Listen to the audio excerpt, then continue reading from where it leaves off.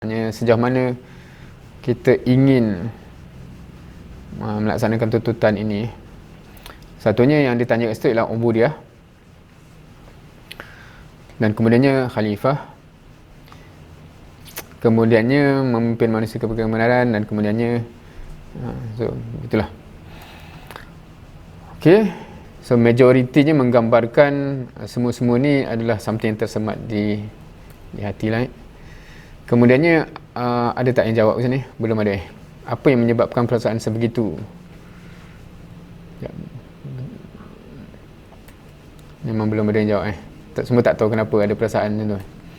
Dan kalau soalan ini pun belum ada yang jawab. Apakah peranan? Okey.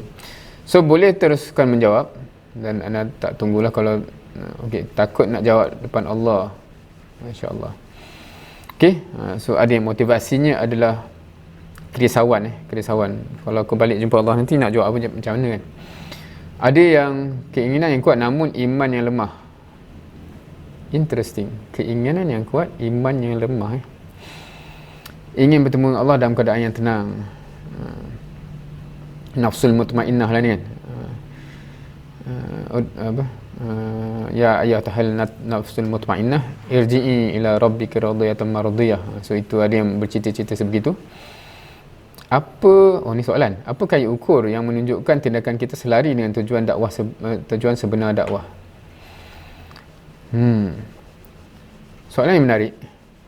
Of course kat sini dia ada beberapa layer lah kalau nak kata kan. Maksudnya tujuan personal tu apa? Sebab biasanya kalau betul-betul kita punya tujuan personal tu something, dia akan terlahir je amal yang parallel dengan benda tu. Kalau kita nak kata tujuan tu selari tak dengan tujuan sebenar dakwah, itu soalan lah.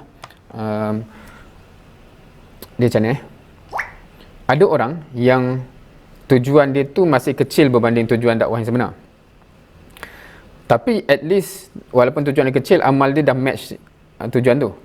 Ada orang yang claim tujuan dia besar tapi amal dia langsung tak ada. Itu lagi sedih lah. So macam betul ke tujuan dia kan? So that's interesting to ponder upon lah. But ideally tujuan kita personal match tujuan besar Islam tu, dia match, dan amal kita pun match sebesar itu. Okay.